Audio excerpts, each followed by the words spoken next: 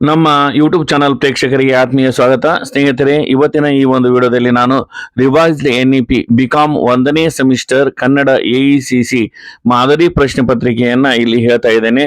ಈ ಪ್ರಶ್ನೆ ಪತ್ರಿಕೆಯು ಪರಿಷ್ಕೃತ NEP ಪದ್ಧತಿ ಅನ್ವಯ ಅವಶ್ಯಕ ಕನ್ನಡ ಪಠ್ಯವಾಗಿ AECC 2024-25 ಮತ್ತು ನಂತರದ ಅವಧಿಗಾಗಿ ಇದನ್ನು ರಚನೆ ಮಾಡಲಾಗಿದೆ. ಈ ಹಿಂದೆ ಇದ್ದ NEP ಮಾದರಿಯಲ್ಲಿ ವಿದ್ಯಾರ್ಥಿಗಳು 2 ಗಂಟೆಗಳ ಕಾಲ ಪರೀಕ್ಷೆಯನ್ನು ಬರೀತಾ ಇದ್ರು. ಅಲ್ಲಿ 60 ಅಂಕಗಳನ್ನ ನಿಗದಿಪಡಿಸಲಾಗಿರ್ತಾ ಇತ್ತು.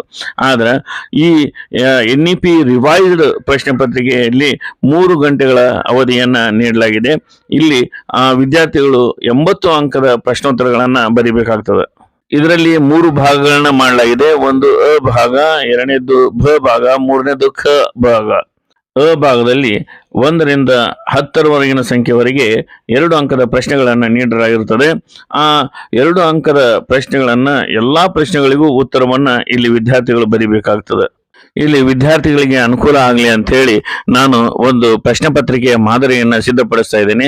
ಇಲ್ಲಿ ಆ ಒಂದು ವಿಭಾಗಗಳಿಗೆ ಅನುಗುಣವಾಗಿ ಪ್ರಶ್ನೆಗಳನ್ನ ಸಿದ್ಧಪಡಿಸಿ ನಾನು ಈ ಒಂದು ಪ್ರಶ್ನೆ ಪತ್ರಿಕೆಯನ್ನ ಇಲ್ಲಿ ವಿದ್ಯಾರ್ಥಿಗಳ ಮುಂದೆ ಇಡ್ತಾ ಇದ್ದೇನೆ. ಬನ್ನಿ ಸ್ನೇಹಿತರೆ, ನೋಡೋಣ.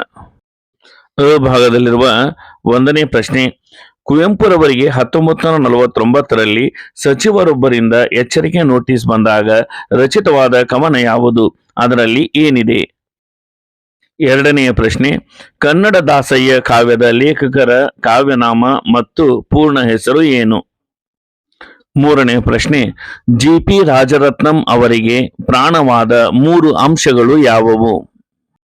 4ನೆಯ ಪ್ರಶ್ನೆ: ಡಾಕ್ಟರ್ KV ನಾರಾಯಣ್ ಅವರು ಎಲ್ಲಿ ಮತ್ತು ಯಾವಾಗ ಜನಿಸಿದರು? 5ನೇ ಪ್ರಶ್ನೆ: ಚನ್ನೂರು ಜಲಾಲ್ ಸಾಹೇಬರ ತಂದೆ ಮತ್ತು ತಾಯಿಯ ಹೆಸರೇನು? 6ನೆಯ ಪ್ರಶ್ನೆ: ಗೋರೂರು ರಾಮಸ್ವಾಮಿ ಅಯ್ಯಂಗಾರ್ ಅವರು ಯಾವ ಪತ್ರಿಕೆಗಳಲ್ಲಿ ಕಾರ್ಯನಿರ್ವಹಿಸಿದ್ದಾರೆ? 7ನೆಯ ಪ್ರಶ್ನೆ: ಮೀಯುವ ಆಟ ಲೇಖನದಲ್ಲಿ ಪ್ರಮುಖವಾಗಿ ಕಂಡುಬರುವ ಪಾತ್ರಗಳು ಯಾವುವು? 8ನೆಯ ಪ್ರಶ್ನೆ: ಗಾಂಧೀಯ ಸ್ವಗತ ಕಾವ್ಯದ ಲೇಖಕರು ಯಾರು? ಪ್ರಸ್ತುತ ಎಲ್ಲಿ ಕಾರ್ಯನಿರ್ವಹಿಸುತ್ತಿದ್ದಾರೆ? 9ನೆಯ ಪ್ರಶ್ನೆ: ದೇವನೂರು ಮಹಾದೇವ ಅವರು ಎಲ್ಲಿ ಮತ್ತು ಯಾವಾಗ ಜನಿಸಿದರು? 10ನೆಯ ಪ್ರಶ್ನೆ: ಸತೀಶ್ ಕುಲಕರ್ಣಿ ಅವರು ಮೂಲತಃ ಎಲ್ಲಿಯವರು ಹಾಗೂ ಇವರ ಯಾವ ಕಾವ್ಯ ಹೋರಾಟದ ಹಾಡಾಗಿ ಜನಪ್ರಿಯತೆಯನ್ನು ಪಡೆದಿದೆ? ಭ ಭಾಗದಲ್ಲಿ 11ರಿಂದ 18ರವರೆಗಿನ ಸಂಖ್ಯೆಯ ಪ್ರಶ್ನೆಗಳನ್ನು ಸೇರಿಸಲಾಗಿದೆ. ಇಲ್ಲಿ ಈ ಪ್ರಶ್ನೆಗಳಲ್ಲಿ 6ಕ್ಕೆ ಟಿಪ್ಪಣಿ ಮಾದರಿಯಲ್ಲಿ ನಾವು ಉತ್ತರಿಸಬೇಕಾಗ್ತದೆ. ಇಲ್ಲಿ ಪ್ರತಿಯೊಂದು ಪ್ರಶ್ನೆಗೆ 5 ಅಂಕಗಳನ್ನು ನೀಡಲಾಗಿದೆ. ಒಟ್ಟು 30 ಅಂಕಗಳನ್ನ ಇಲ್ಲಿ ನಿಗದಿಪಡಿಸಲಾಗಿದೆ. ಇಲ್ಲಿ ಟಿಪ್ಪಣಿಗಳನ್ನ ಈ ರೀತಿಯಾಗಿ ನೀಡಲಾಗಿರ್ತದೆ. 11ನೇ ಟಿಪ್ಪಣಿಯನ್ನು ನೀವು ನೋಡ್ತಾ ಇರಬಹುದು. ಕುವೆಂಪು ಅಂತೇಳಿ ಕೊಟ್ಟಿರ್ತಾರೆ. ಇಲ್ಲಿ ಕುವೆಂಪು ಅಂದ್ರ ಅವರು ಬರೆದಿರುವಂತಹ ಕಾವ್ಯವನ್ನ ಏನ್ ಪಠ್ಯ ಕಚ್ಚಿರ್ತಾರೋ ಆ ಪಠ್ಯದ ಸಾರಾಂಶವನ್ನ ಇಲ್ಲಿ ಬರೀಬಾರದು. ಬದಲಾಗಿ ಇಲ್ಲಿ ಕುವೆಂಪುರವರ ಸಂಕ್ಷಿಪ್ತ ಜೀವನ ಚರಿತ್ರೆಯನ್ನ 1ರಿಂದ 1.5 ಪುಟದಷ್ಟು ಇಲ್ಲಿ ಬರಿಬೇಕಾಗ್ತದೆ. ಇಲ್ಲಿ ಯಾವುದೇ ಒಬ್ಬ ಕವಿ ಅಥವಾ ಲೇಖಕರ ಹೆಸರನ್ನ ನೀಡಿದ್ದಾರೆ ಅಂತಂದ್ರೆ ಅವರ ಸಂಕ್ಷಿಪ್ತ ಜೀವನ ಚರಿತ್ರೆಯನ್ನ ನಾವು 1ರಿಂದ 1.5 ಪುಟದಷ್ಟು ಬರಿಬೇಕು 5 ಅಂಕಕ್ಕೆ ಅಂತೇಳಿ ನಾವು ತಲೆಯಲ್ಲಿ ಇಟ್ಕೋಬೇಕು. ಒಂದು ವೇಳೆ ಒಂದು ಕಾವ್ಯದ ಅಥವಾ ಒಂದು ಲೇಖನದ ಹೆಸರನ್ನ ನೀಡಿದ್ದಾಯ್ತಂದ್ರೆ ಅದರ ಸಾರಾಂಶವನ್ನ ಸಂಕ್ಷಿಪ್ತಗೊಳಿಸಿ 1ರಿಂದ 1.5 ಪುಟದಷ್ಟು ಅದನ್ನ ಇಲ್ಲಿ ಬರೆಯುವಂತಹ ರೂಢಿಯನ್ನ ವಿದ್ಯಾರ್ಥಿಗಳು ಮಾಡ್ಕೋಬೇಕು. ಅಂದಾಗ ಮಾತ್ರ ಅವರಿಗೆ 5ಕ್ಕೆ 5 ಅಂಕಗಳು ದೊರೆಯುವಂತ ಸಾಧ್ಯತೆಗಳು ಇವೆ. ಬನ್ನಿ ಸ್ನೇಹಿತರೆ, ಈ ಮಾದರಿ ಪ್ರಶ್ನೆ ಪತ್ರಿಕೆಯಲ್ಲಿ ಟಿಪ್ಪಣಿಗಾಗಿ ಕೊಟ್ಟಿರುವಂತಹ ಕೆಲವು ಪ್ರಶ್ನೆಗಳನ್ನು ನೋಡೋಣ.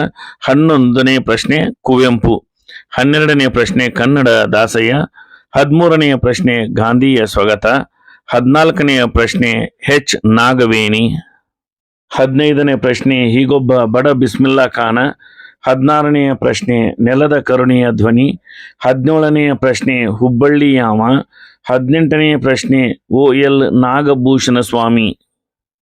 ಹೀಗೆ 8 ಟಿಪ್ಪಣಿ ಮಾದರಿಯ ಪ್ರಶ್ನೆಗಳನ್ನ ಕೇಳಿರಲಾಗ್ತದೆ. ಅದರಲ್ಲಿ ನಾವು 6 ಪ್ರಶ್ನೆಗಳಿಗೆ ಉತ್ತರಿಸಬೇಕಾಗ್ತದೆ. ಇನ್ನು ಕ ಭಾಗದಲ್ಲಿ 19ರಿಂದ 22ರವರೆಗಿನ ಸಂಖ್ಯೆಯ ಪ್ರಶ್ನೆಗಳನ್ನ ಸೇರಿಸಲಾಗಿರುತ್ತದೆ. ಇಲ್ಲಿ ಈ ಬೇಕಾದ 3ಕ್ಕೆ ನಾವು ಇಲ್ಲಿ ಉತ್ತರಿಸಬೇಕಾಗ್ತದೆ. ಇಲ್ಲಿ ನೀಡುವ ಪ್ರತಿಯೊಂದು ಪ್ರಶ್ನೆಗೆ 10 ಅಂಕಗಳು ಇರ್ತವೆ. ಹಾಗಾಗಿ ವಿದ್ಯಾರ್ಥಿಗಳು ಕನಿಷ್ಠ 3 ಪುಟದಷ್ಟು ಉತ್ತರವನ್ನ ಇಲ್ಲಿ ಬರೆಯುವುದನ್ನ ರೂಢಿ ಮಾಡಿಕೊಳ್ಬೇಕು. ಈ ಒಂದು ಪ್ರಶ್ನೆಗಳು ಯಾವ ರೀತಿಯಾಗಿ ಇಲ್ಲಿ ಬರ್ತವೆ ಅನ್ನೋದನ್ನ ನಾನು ಇದರಲ್ಲಿ ಕೆಲವು ಪ್ರಶ್ನೆಗಳನ್ನ ನೀಡಿದ್ದೇನೆ, ಅವುಗಳನ್ನ ನೋಡಬಹುದು. ಪ್ರಶ್ನೆ 19, ಕನ್ನಡ ಪದಗೋಳ್ ಕಾವ್ಯದಲ್ಲಿ ಜಿ.ಪಿ. ರಾಜರತ್ನಂ ಅವರು ಕನ್ನಡಕ್ಕೆ ನೀಡಿದ ಪ್ರಾಧಾನ್ಯತೆಯನ್ನು ಕಾವ್ಯ ಉದಾಹರಣೆಗಳೊಂದಿಗೆ ವಿವರಿಸಿರಿ. ಪ್ರಶ್ನೆ 20, ಗೋರೂರು ರಾಮಸ್ವಾಮಿ ಅಯ್ಯಂಗಾರ್ ಅವರು ತಮ್ಮ ಊರ ಹೊಳೆಯಲ್ಲಿ ಒಂದು ಅನುಭವವನ್ನು ಹೇಗೆ ಕಥೆಯಾಗಿ ಹೆಣೆದಿದ್ದಾರೆ, ವಿವರಿಸಿರಿ. 21ನೇ ಪ್ರಶ್ನೆ, ಮಾನವೀಯತೆ ಅಂತಾರಲ್ಲ ಅದರ ಬಗ್ಗೆ ಎನ್ನುವ ಲೇಖನದಲ್ಲಿ ದೇವನೂರು ಮಹಾದೇವ ಅವರು ಹೇಳಿದ ಅಂಶಗಳನ್ನು ಸಂಗ್ರಹಿಸಿ ಬರೆಯಿರಿ. 22ನೇ ಪ್ರಶ್ನೆ, ಮೀನಾಕ್ಷಿ ಬ್ಯಾಳಿಯವರು ತಿಳಿಸಿದ ಹೈದರಾಬಾದ್ ಪ್ರಾಂತ್ಯದ ಕನ್ನಡ ಸೊಗಡನ್ನು ವಿವರಿಸಿರಿ. ಈ ರೀತಿಯಾಗಿ 3 ಭಾಗದಲ್ಲಿ ಪ್ರಶ್ನೆ ಪತ್ರಿಕೆಯನ್ನು ವಿಭಾಗ ಮಾಡಿಕೊಂಡು ಅಲ್ಲಿ ಪ್ರಶ್ನೆಗಳನ್ನ ಕೇಳಲಾಗುತ್ತದೆ. ಈ ಒಂದು ಪ್ರಶ್ನೆಗಳನ್ನ ಬಹಳ ಸೂಕ್ಷ್ಮವಾಗಿ ಅರ್ಥೈಸಿಕೊಂಡು ಅದಕ್ಕೆ ಎಲ್ಲ ವಿದ್ಯಾರ್ಥಿಗಳು ಉತ್ತಮ ರೀತಿಯಿಂದ ಉತ್ತರಗಳನ್ನ ಬರೀರಿ ಅಂತೇಳಿ ಆಶಿಸ್ತಾ, ನಮ್ಮ ಯೂಟ್ಯೂಬ್ ಚಾನಲ್ನ ಇಲ್ಲಿವರೆಗೂ ಸಬ್ಸ್ಕ್ರೈಬ್ ಮಾಡ್ಕೊಳ್ಳದೆ ನೋಡ್ತಾ ಇದ್ರೆ ದಯವಿಟ್ಟು ಹಿಂದೆ ನಮ್ಮ ಯೂಟ್ಯೂಬ್ ಚಾನಲ್ನ ಸಬ್ಸ್ಕ್ರೈಬ್ ಮಾಡ್ಕೊಳ್ಳಿ. ಹಾಗೂ ಈ ಒಂದು ವಿಡಿಯೋ ಲಿಂಕ್ ಹೆಚ್ಚು ಜನರಿಗೆ ತಲುಪುವ ಹಾಗೆ ಶೇರ್ ಮಾಡಿ.